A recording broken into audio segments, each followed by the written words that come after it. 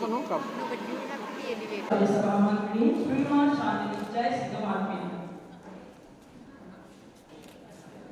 ගරු රණසිංහ ප්‍රේමදාස මැතිතුමා සඳහා මල් මාලාව පැනවීමට ශිරෝමා මල්මාලි මහත්මිය ආරාධනා කරනවා. ඔබතුමියට ඇය පැමිණෙන්නේ ගම්පහ සඳහා අපි ආරාධනා කරන්නේ සමානාත්මතාවය සහ කාන්තාවන් සමබල ගැනීම පිළිබඳ ජන ප්‍රචණ්ඩත්වයේ අවුල් කිරීම සඳහා සම්පූර්ණස්ත ප්‍රචණ්ඩත්වයේ සහ ලිංගික ප්‍රචණ්ඩත්වයේ දෙවිහිදී ක්‍රියාත්මක කිරීම. එදා මෙදා දුර සහ පක්ෂයේ කාන්තාවන් වෙනුවෙන් කළ කාන්තාව දිනේවා අපි එක්සත් ජාතික පක්ෂයේ අයතුවයි අපේ කාන්තා බලවේගයයි.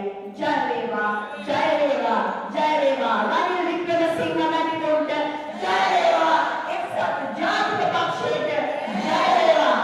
රනිල් වික්‍රමසිංහ අපේ පක්ෂ නායකතුමා තමයි මේ රටේ කාන්තාවන්ගේ වැඩිම අයිතිය තහවුරු කරේ. 2018 පළාත් පාලන මැතිවරණයේදී කාන්තාව සඳහා කෝටාවක් හඳුන්වලා දුන්නා වගේ අපේ රෝසි සේනානායක මැතිණිය කිව්වා වගේ 2023 වෙනකොට එතුමා මේ රටේ කාන්තා ස්වාධීන කාන්තා කොමිෂන් සභාවක් පිහිටෙව්වා. ඒක 2024 බලාත්මක කරා. ඒ වගේම අද පවතින ආණ්ඩුවට ඒකට සමාජිකයින්වත් හරියට පත් කරගන්න බැරි තත්ත්වයක් ඇති වෙලා තියෙනවා. මේ වෙලාවේදී මෙතන ඉන්න සමස්ත කාන්තාවන් සියලු දෙනාම දන්නවා මේ රටේ උගත් වැදගත් නිහතමානී චරිතයක් හැටියට අපිට මහාචාර්ය මෛත්‍රී වික්‍රමසිංහ මැතිණිය අඳුරන්න පුළුවන්.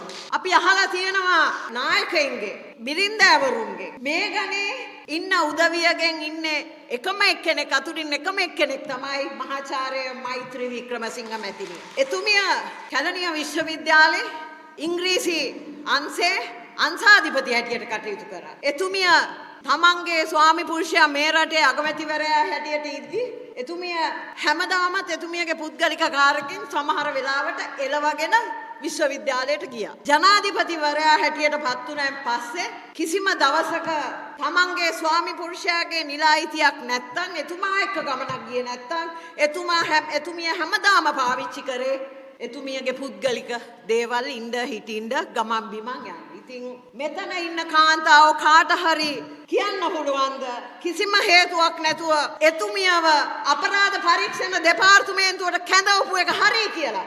මේක තමයි මතක තියාගන්න මේ රටේ ඉතිහාසයේ හිටපු ප්‍රථම ආර්යාවගෙන් උගත්ම ආර්යාව වගේම වැදගත්ම ආර්යාව යමක් කරපු ආර්යාවක් හැටියට නිහඬ ජීවිතයක් ගත කරපු මේ කාන්තාවගෙන් පලිගණ්ඩත් අද එතුමියව කැඳවන අපරාධ පරීක්ෂණ දෙපාර්තමේන්තුවට. මම මේ වෙලාවේ යෝජනා කරනවා සම්පූර්ණයෙන්ම ඒ ආණ්ඩුව ගෙනියන්නා වූ මේ පලිගැනීමේ උද්දච්ච මේ වැඩපිළිවෙල අනිවාර්යෙන්ම අපි සියලු දෙනාම විරුද්ධව අපේ ප්‍රකාශය මේ වෙලාවේ කරන්නට ඕනේ කියලා.